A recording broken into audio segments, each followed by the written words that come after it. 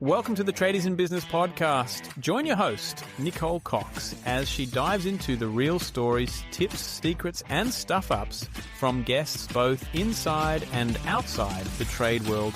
Nick is here to help you break free from the grind, reduce money stress, and build a trade business that truly works for you. So grab a brew, put your phone on silent, and get ready to be inspired. Hello, listeners, and welcome back to the Tradies in Business podcast budget edition. Oh my God, I've always wanted to do one of these, but I don't feel personally quite qualified enough. So I've asked on one of my good friends, Angus from Earned Advisory, to join me today, and we're going to unpack, the direct impact of the budget as it stands today on the 19th of May and the possibilities that it may have for you as a business owner in Australia, particularly as a tradie business owner.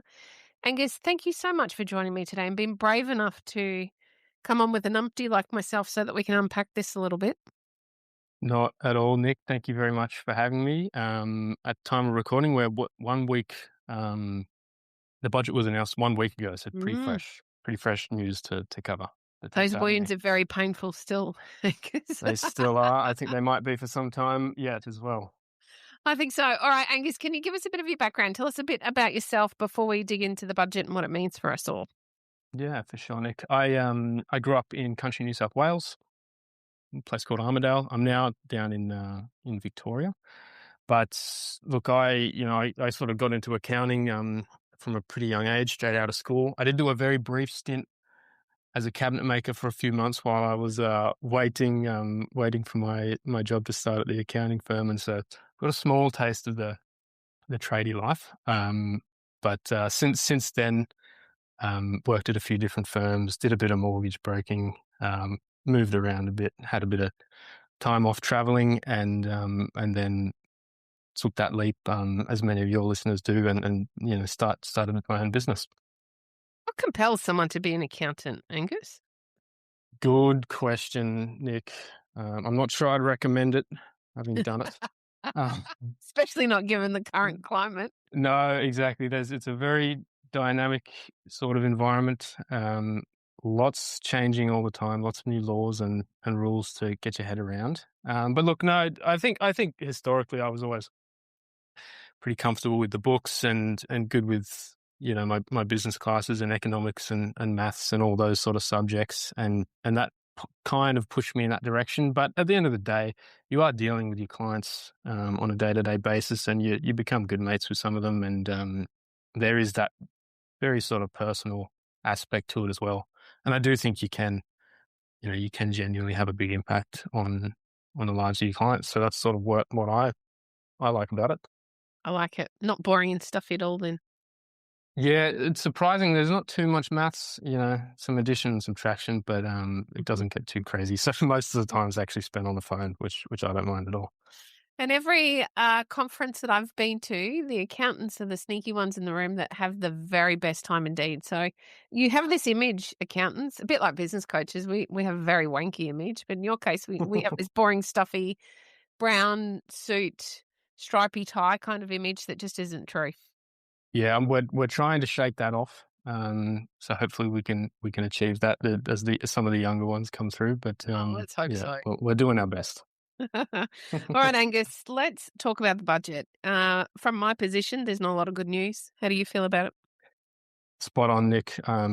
There's not much good news at all. I mean, it's sort of been touted as a budget for the worker, but even the worker who's supposed to be the one benefiting here gets a measly $250 a year, and there's plenty of downside on the other end of the spectrum as well. So I think it's pretty grim, Nick. I agree, and I've had quite a few concerns, of course, from clients and others reaching out to chat through what it means for them. And I think we should preface today's episode by saying we're just giving our opinions today. This isn't direct advice. Please don't rush out and act on what we're talking about. We're more than happy to book some time with anyone that wants to know a little more, but we're going to discuss our thoughts and our feelings today. And Angus and I haven't actually had a conversation prior to this to figure out whether we align. So there could be some robust differences, but I doubt it very much, knowing the position we're both coming from. So, Angus, what is it that you think that we need to know? Have you got like a bit of a hit list of making this as simple as possible for business owners? I do. There are three big changes, and again, I'll preface this as well and say, look, I'm no economist or policy analyst or anything like that. But to me, it's pretty clear as day that this is sort of, it's been called a tax reform budget, but it's really just a tax collection budget. I mean, tax reform really should simplify things and to help achieve, the goals of the day, and those have been sort of listed out as the housing market and cost of living and this whole generational inequity piece. But I think it fails in a lot of those metrics, and they've brought out three big changes to try to do that. Mm-hmm. And those are the capital gains tax reforms or changes, the changes to negative gearing, Mm-hmm. and this new minimum tax on trusts. In my eyes, those are the big three ones that we will try to explain in English rather than Accountanese today. That's the goal. Accountanese. I must admit that all three of these are going to hurt me. And so I'm sitting here with a very negative slant. If you're listening, I think for most of the people that I'm talking to on the day-to-day, particularly business owners, this is going to hurt. Which one do you want to unpack first, Angus? Nick, let's go negative gearing first. Yep. I think this is the one that I am actually least upset about. Yep. Still don't love it, but I'm least upset about this one, and it's probably the easiest one to think about, I think. Mm-hmm. Mm-hmm. And so what is happening is from the 1st of July 2027, negative gearing will be quarantined to residential property losses. And I should probably just take a step back here and let's just get on the same page about what negative gearing means. Mm-hmm. So we've invested in a residential rental property, and it's negatively geared when the costs are more than the income. So we collect our rent, but we also have to pay interest on the loan, rates, insurance, repairs, property agent fees, all of these costs. Almost always these are going to be more than the rent we collect. And the difference is a rental loss that we can use to offset our other income. So if we're earning income from a job or from our business, we can deduct that rental loss and save tax on the difference. So a simple example would be someone earning $120,000 from their job or from business. They have a $20,000 rental loss. That would save them about $6,500 worth of tax every year, which they could then use to pay down their debt, or to pay down their debt on the rental property. Mm-hmm. That's going to be changing going forward, so that for most properties purchased after budget night, you can't do that. That rental loss has to sit there and get carried forward until you make a gain on that property, which often isn't until you sell it. Correct. So there is a real sort of cash flow impact every year of that.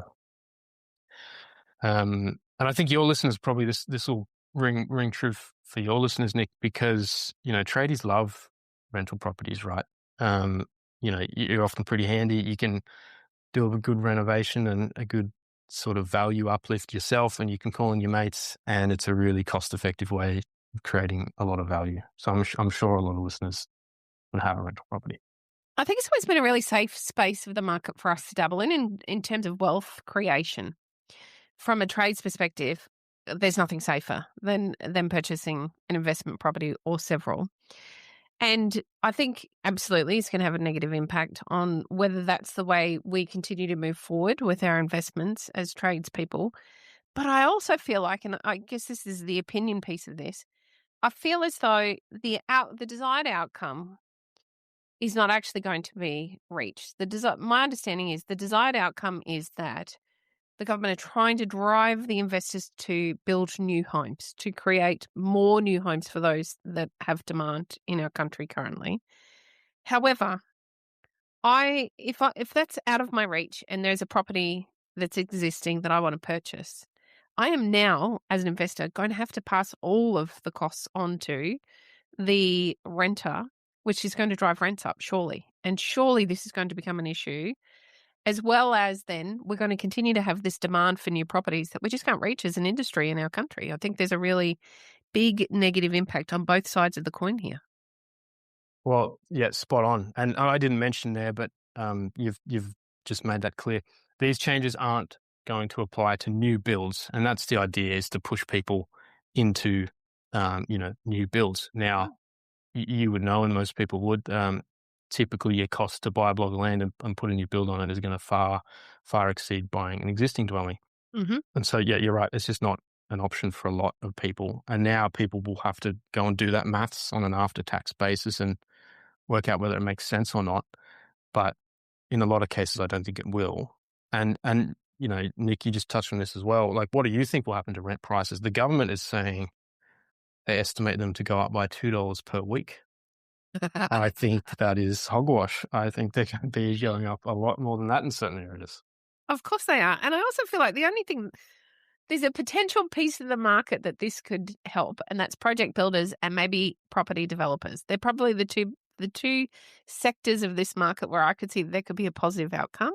And that's only potentially. I mean, people are going to wise up. There's a lot of stuff out there in social media world that's talking about buying off the plan and why not to do it, et cetera, et cetera. Like it has uncovered a bit of a rabbit warren here that I think the general public weren't yet aware of. And so I feel as though there's just no winners here. And when you come back to a business perspective as a small business owner, if the favour is now on the project builders who are able to very quickly churn through a very inexpensive new build, what does that mean for the small business owners in Australia? I've got to go and work for a project builder? No, thank you. I don't want my rates delivered to me. I don't want to have to almost kill myself or my team to be able to deliver on time and on their budget and not make any money for myself. There is no winners in that either. So it really feels as though, as business owners, we're being squeezed on every single angle here. Yeah, spot on. Couldn't agree more about that project builder space. I mean, yeah, if you're a builder and you're targeting that investor market, you might see this as a bit of a win. It might push people more towards your product. But we'll touch on later as well what exactly qualifies as a new build and what doesn't, because that's interesting as well.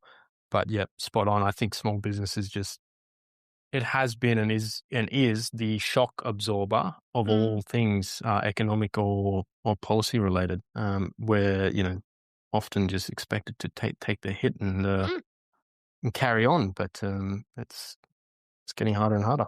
It is, most definitely. What else do we need to know, Angus? Yeah, a few more notes on that negative gearing one. I think it might push a few people into SMSFs, self-managed super funds. These are still exempt from these rules, and I think it might even make commercial property a little bit more attractive in certain ways. Commercial property isn't caught by these new rules either. Mm-hmm. So purely looking at the tax, that may become more attractive to some. But I will say this, I think this is the only thing urgent here is that if you have a pre-approval in place to buy a rental property, by God, go and talk to your broker or your bank, because that may have just changed overnight for you. I did hear a story last week about someone who had went to auction post-budget, won the auction, put down a 10% deposit on a rental, and they went back to their bank and the bank said, sorry, you can no longer borrow 900, you can now borrow 700. Oh, my goodness. Because the banks factor in that negative gearing effect when they're working out how much you can borrow. And overnight, they've just changed their calculators. So if you've got a pre-approval, go and talk to your broker. Excuse me. Angus, it's a big space to be considering. Do we need to be talking to the banks directly, or as business owners, should we be talking to brokers every time? Nick, I love brokers. I'd spent a bit of a stint as a mortgage broker, so I do understand the space a little bit. I don't see any downside in using a broker. You don't pay. They get paid by the bank. They have access to dozens of lenders. They know the policy inside and out. They know what's going to work for you what's not going to work for you, I would highly recommend almost anyone use a broker. Couldn't agree I more. really don't see the downside, to be honest. Me too. Wonderful. Let's talk about new properties. What are the rulings, or what definitions are there on a new property, Angus? Yeah, let's touch on this because this affects the negative gearing and it affects the capital gains changes as well. And so, again, we're only going off just the draft info that has been released. Everything's yet to be legislated. But from the read of that, a new build is anything that genuinely adds to the housing supply, in their words. So if you do an extension, that is not a new build. If you do a knockdown and rebuild of a standalone house, so you knock down one house and build one house, that is not a new build. Doesn't count. And if you put a granny flat, again, this one will be interesting, but if you put a granny flat at the back of an existing property, from what I've read, that will not be considered a new build either, which to me is interesting because that, in my mind, does add to the housing supply. Agreed. So we'll just have to check that one, but that's what the read seems to sound like. But if, for instance, you did a knockdown and you rebuilt a duplex, so replaced the single family dwelling with a duplex, that would be a new build. So possibly you're going to see people trying to build a few more duplexes. Very interesting. Yes. I think those are the key points there. But yeah, obviously if you buy a vacant block of land and whack a house on it, that would be a new build. It'll be interesting to see whether it changes the pricing of those homes as well, knowing that. So here's the other thing, where if the ideal outcome here is an increase in production, more homes for more people, that means that we are going to have to decentralize our city bases, because most of us are living and working in and around the city or very close to. There's not a lot of land around our cities. And if we can't claim an extra dwelling or a granny flat as such, we could only potentially claim a duplex. It's going to push us out quite substantially from the city centres. And do the people who are renting actually want to live there? If they've then got to travel for work because our public transport system is pretty crappy. Like there's so much here that doesn't seem to have been considered when making these sort of blanket rules. Agreed. And I think the granny flat one is of particular interest. I will be very interested to see how that shakes out because, the popularization of that over recent years has just been, immense, right? I mean, you look at markets like Newcastle and stuff like that. Obviously there's been some changes there to zoning laws and stuff like that so that you can just, put a granny flat on a relatively small block. And I've seen a lot of people doing that. So, yeah, and that is a way to be able to live close to the city without having a 2-hour commute. But, yeah, interesting one. We will see. Very interesting indeed. Okay. Where to from here? Do you want to talk about capital gains tax? Yeah, let's talk about capital gains tax. This is a big one, okay? Now, if I read a headline, it's the CGT discount, the capital gains tax discount, is being replaced by what is called CPI cost-based indexation. What does that mean? This is the method that was in place prior to 2000 where we're adjusting our cost for inflation. The shocking part, which wasn't released before the budget, is that they are imposing a 30% minimum tax on capital gains, regardless of your personal tax rate. So to me, that's pretty shocking. But let's just take a step back and say, all right, what is a capital gain, Nick? So if we buy something, let's say we're talking about shares here. Just keep it simple. So we buy some shares on the stock market for $10,000. We sell them for $50,000 a few years later. And so we're made a $40,000 gain. Okay, that's our capital gain. Now, under the current system, if we've held those shares for more than 12 months, we get to apply a 50% discount. And that accounts for inflation and also encourages people to invest their money. So on a $40,000 gain, you would halve that down to 20. and that's what you'd be paying tax on. Mhm. Now, the proposed changes are to get rid of that discount and to say, we will adjust your $10,000 purchase price for inflation over the years, but then we'll calculate your gain based on that, and you will pay a minimum 30% tax, regardless of where your personal tax rate is. Does that make sense? It does make sense, and I can't see a single winner out of this one except for the government. Spot on. I've got like let's just walk through a very basic example here. So you've got John and Jane, right? That's mum and dad, and maybe they've got some young kids at home.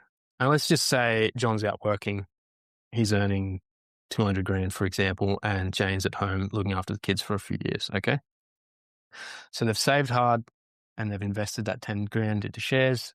They've made, that's turned into $50,000, and they decide to sell. So they've got that $40,000 gain, right? Now, under the current rules, or the old rules now,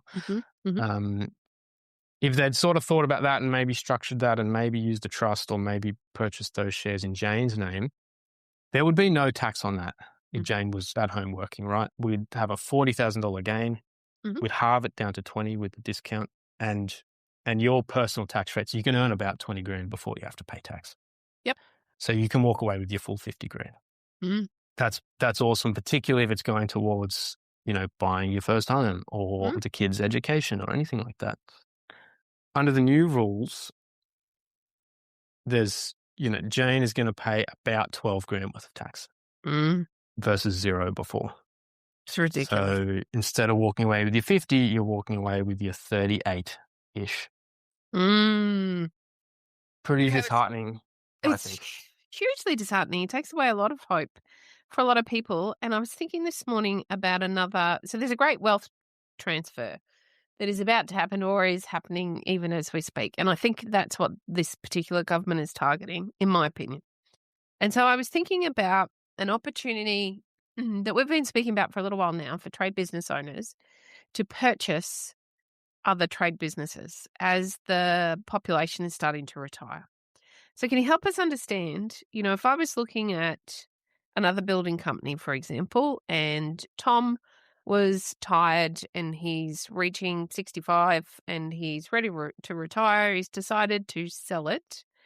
What's Tom likely to lose on his sale? We're talking about a full 30%, but there must be, are there any discounts given in his case, given that the business was started?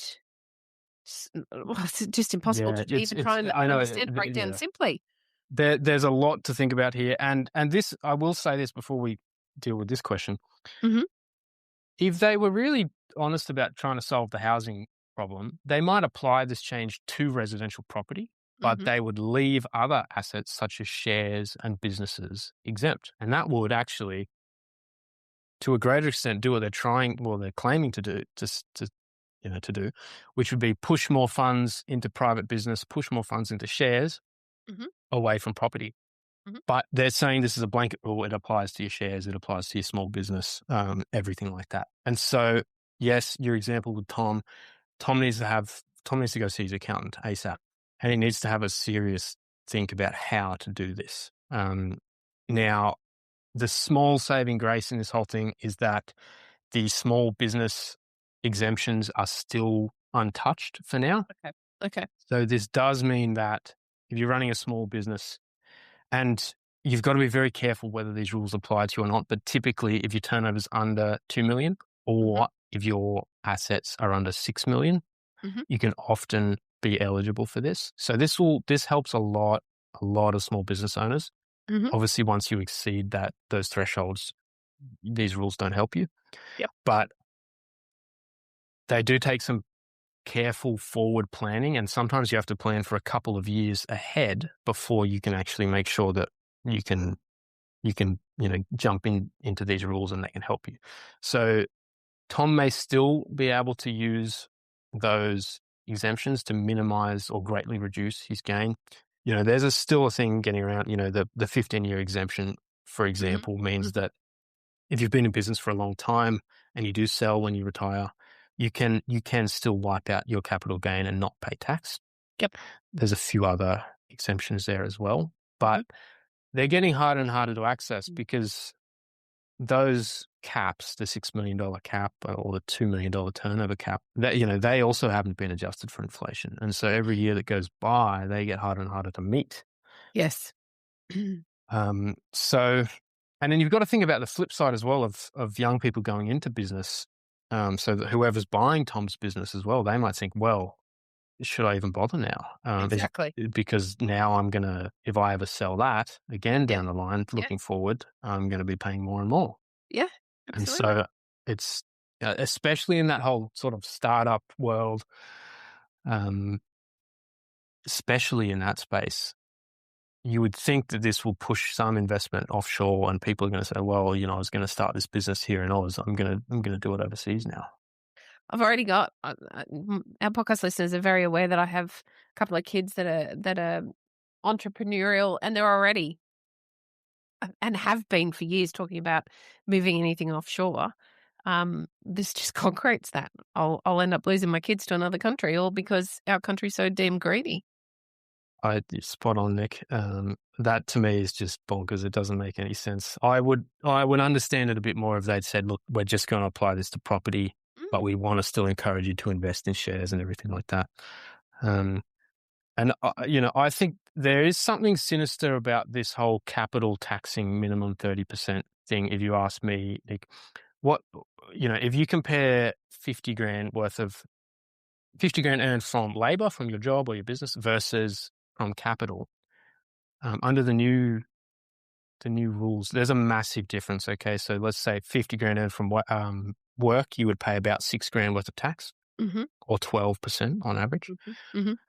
50 grand on capital, you're paying 30%. So that's $15,000 or an increase of 9 grand. Okay. What this to me is it is a bit sinister, I think, because before you can earn the $50,000 from investing in the share market or the property market or your own business, first you've got to work really hard. That's right. To earn the money to invest it in the first place. You pay tax the first time when you earn it. And just investing and saving it alone, that takes a whole lot of discipline in the first instance. You've then got to put your money at risk in the market, in the property market or the share market or in your own business. And then you're now losing a huge chunk of it. And so it's absolutely a cash grab. But what else does it say? I think, you know, in most developed countries around the world, the tax on capital gains is lower than the tax on labor.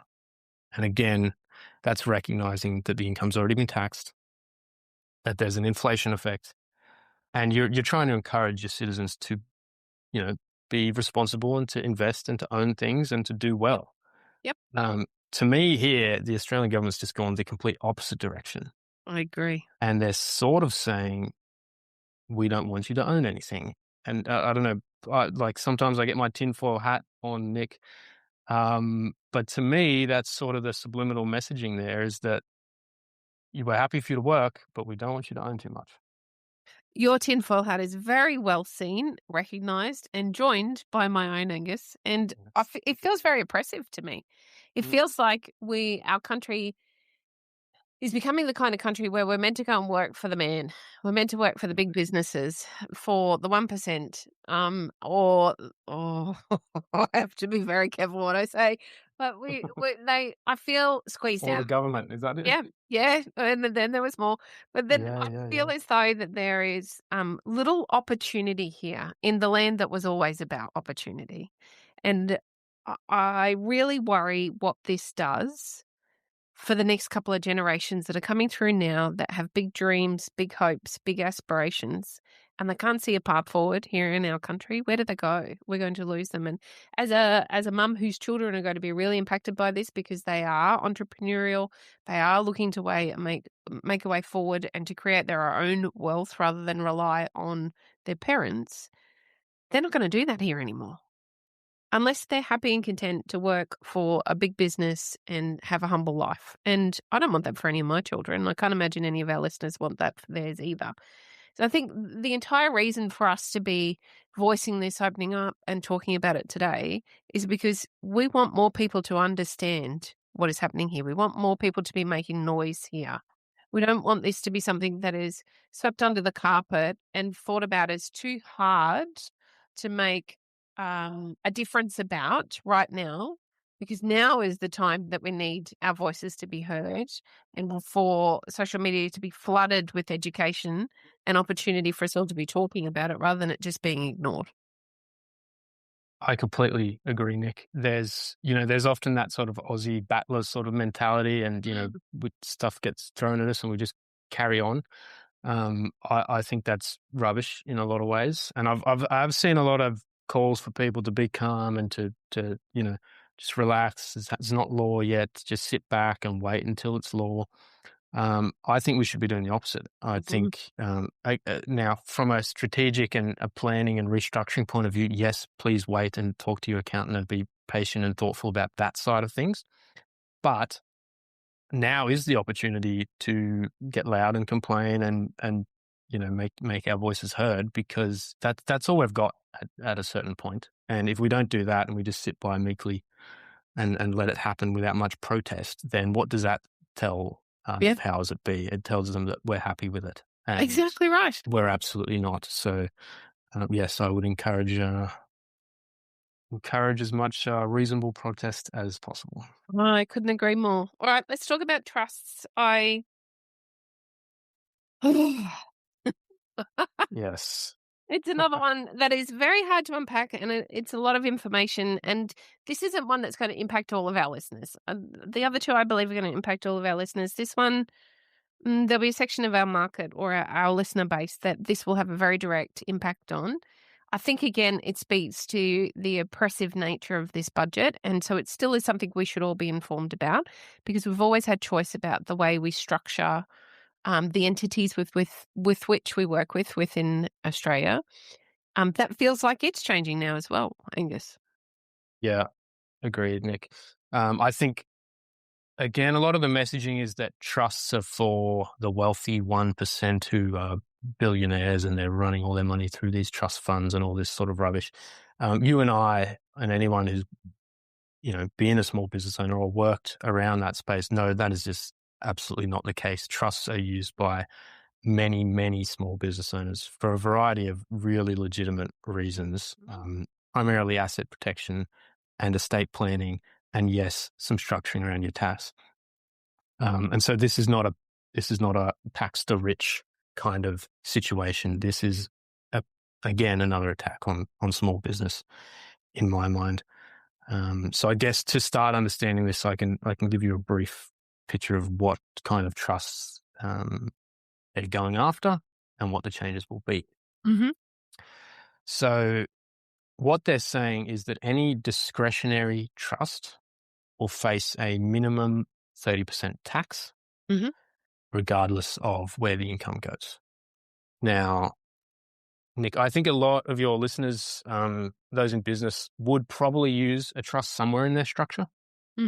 And I'll touch on that in a minute. But what is a discretionary trust, or a family trust, as they're also known?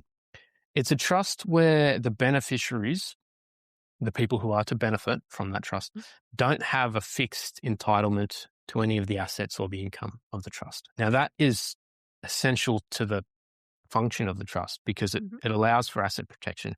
If you do have a fixed interest in something, it's like saying you own it or part of it, and so that you can get attacked by creditors or other, risk from other areas, be it family law or other areas. Yep. And so the whole purpose is that you don't own a fixed part of it, and that each year the trustee gets to decide who gets the income or who gets the capital. Yep. And there's two main benefits of that. It's A, the big one is the asset protection, and B is that each year we can decide where the income goes, and we can save a bit of tax in doing that. Okay, so historically, always, you might have a trust used to invest in assets, or you might have a trust that owns your operating business. So if you're an electrician and you operate through a company, you would often have a trust that owned the shares in that company. And so you would pay out some money as some wages, and then maybe at the end of the year, you would dish out some extra profits to a family member, maybe your partner, or maybe into a bucket company. That is now way less attractive if these laws go through. It's basically saying the trust is going to pay 30%, and that's a non-refundable credit. So again, if John's on 200 and Jane is at home with the kids, that's a non-refundable credit. So you're paying way more tax. Even if you earned $100,000, your average tax rate is only about 23%. It doesn't actually cross that 30% mark until you're up near 200 grand. Yep. So yeah, huge impact, I think. Angus, I'd really like to make it clear that the people this impacts and why they have a trust in the first place, because I think there could be some skepticism around this one. It's not used typically. Sure, there's always an element. Doesn't matter what area of anything you're talking about. There's always an element of people that use fortunate circumstances to benefit themselves and maybe not doing it in the way we would all think was fair and just. There's always going to be those people. They're going to find a loophole to all this stuff anyway. But reasonably, and it's something that I've advised for years and years and years, is to speak to your accountant about how a trust can help protect you and your home from the very worst case scenario. So the very worst case scenario doesn't mean that you've done something wrong in business. It can be that for whatever reason, your insurance policy doesn't cover the accident that's just been had on your job site, and suddenly you've just lost everything you own. And so this can be used as a protection mechanism to keep your family as secure as possible, because your home is your number one asset. So that's often a way. Or to protect you from the business if something goes wrong. There's so many reasons why we do this in business. And I feel it's important for those who aren't across this and the opportunities for how that can protect you to understand this is used by people like myself. It's used by many of my clients. It's used by no doubt many of your clients, normal mum and dads or families that are looking to create as much security as possible for their family. And so therefore, this is a big risk to them. They now need to consider, well, how do I minimize my risk? Do I stay in business? Now do I need to be thinking about maybe giving this all away? It's just another blow to small business. They've taken away another protection mechanism. Spot on. And, just going into business carries so much risk. I mean, and you're right. Yes, we take out insurance, but insurance doesn't cover us all the time. I mean, if the insurer believes we've been negligent or we haven't fulfilled our director's duties or any number of things, they can turn around and say, we're not paying your claim. And so, yes, trusts. Now, companies as well still provide some protection, and that will be ongoing. And let's be clear here, the asset protection elements of a trust will still continue. That won't change, but trusts will become so unattractive from a tax perspective that people are going to stop and rethink whether those asset protection benefits are actually worth paying an extra, massive amount of tax. So now we have to trade off, all right, being safe from a risk perspective versus paying an enormous amount of tax. And a lot of people, I think, are going to have to restructure away from this. And, the government has come out and said, we'll give you a capital gains exemption so that you can restructure your affairs before this happens. Again, that's only a tiny piece of the puzzle. I mean, think about state-based taxes like stamp duties. Will they be exempt or not? And that changes state by state. Think about just all the commercial realities of running a business, right? You've got loans, you've got finance arrangements, you've got leases, you've got employment contracts, you've got contracts with customers, all sorts of things. And it's not as easy as just stopping using a trust and jumping into a company. Definitely not. It is incredibly complex and it's going to be incredibly costly. And the choice is going to be, all right, do we stay where we are and cop this extra tax? Or do we, pay people to advise us and pay the legals and all these other costs to move? And so either choice is not great. So yeah, I think it is another hit to the small business owner for sure. It's just another opportunity for us to have to spend money or lose money. Well, exactly. And, there's some people out there saying, oh, accountants are going to love this. There's going to be so much extra work for us. And like anyone who's an accountant or works closely with their accountant knows that that's absolute rubbish. We are dreading these changes. And we will do it. The opposite. And we certainly do not like having to do a bunch of work and charge our clients for something that they wouldn't need otherwise. And really, it's not a productive use of anyone's time or money. You could be spending that money growing your business and doing all sorts of things, but this is just time and energy just to get back to square one, really. That's exactly right. So I think it's terrible. And another point on this, like, again, I'll put my tinfoil hat on here for just a moment, Nick, if you don't mind. I really don't. There are some countries out there that sort of tax the family as a unit. And again, I'm no international tax expert, but I think in Switzerland and Germany, there's concepts like this where if you've got dad or mum on a high income and their partner is earning nothing, they basically combine the income together and tax them as a family unit. That makes sense to me, right? Like, It does. it's the same amount of money. Yep. It's going to the same couple. You shouldn't really be punished too much on that. And as an example, if John earns 200,000 and Jane earns nothing, their husband and wife, the tax in Australia is about 60 grand. Okay. If we were to look at a sort of family scenario where instead of John getting taxed on 200, John and Jane each get taxed on 100 each. So same amount of money, but instead of paying 60 grand tax, you pay 45 grand tax. So 15 grand per year saved, or 8% saved. It's a lot, isn't it? It's a lot. Now, trusts you can't really use a trust to equalize out your wage income or anything like that, but to a certain extent you can with investment income and with business income. Okay, so a trust can be used to a certain extent achieve that equilibrium of the family unit. Now, this extra tax on trust is basically going to destroy that benefit. Nick, which system do you think is more conducive to raising children? Great question, Angus. I didn't even think about that as an impact. I didn't. Yeah, and that's an example of where tax policy has, sort of far-reaching impacts on the broader society. Yeah. Of course, if you can share your income and get taxed at a lower rate, you're going to be more open to having kids, right? Someone can stay at home for a while raising the kids. It doesn't matter if one person's earning more or less than the other. But under the current system, and even more so under the proposed system, it's even harder to have kids. I didn't even think about that, Angus, and I'm probably thinking about my entrepreneurs. I've got 5 kids. One's 30. She's not too far off. Well, she's been trying to purchase a home for the last 2 years. She's ready. She's got the deposit. Can't afford the ongoing payments. And she's been smart enough not to give in to the 5% deposit. So she hasn't sort of put the noose around her neck just yet, thankfully. But at some point in time, she's going to need to invest in a home for herself. And eventually she's going to want to have children as well. And I haven't thought about the direct impact to her. That's going to be enormous. Yeah.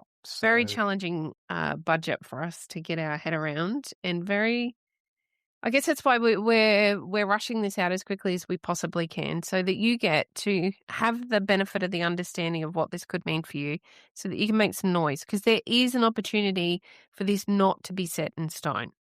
We have the opportunity for the opposition to stand up, and there will, as always, be some argy-bargy and some to and fro, and some of the mud is going to stick, unfortunately. But if we make enough noise, we've got the opportunity potentially to sway or impact the outcome. Alternatively, if we don't get what we need out of this, we do have the opportunity to sway the impact when we next vote, which unfortunately is still 2 years away. However, I guess the entire reason this budget is being released now and not next year is so that we forget. We won't forget here at TIB. We'll continue to make some noise so that you don't forget, so that you've got the opportunity to make an impact when we come to the next election. That's a whole nother podcast on its own, isn't it? Our preferential system, how it works. But we want you to make some noise off the back of this. We'd love you to share this podcast as far and wide as you can, so that all of your tradie mates have an understanding of how this potentially will impact them and their friends and family. We'd love you to be talking on social media about it. We'd love you to be talking to your federal member or even your local member about this. Let's make as much noise as we can so that we have the opportunity to have some impact or at least get our voice heard rather than just making it too hard, which is the way I think it normally is. Angus, is there anything else that we need to know we haven't touched on so far today?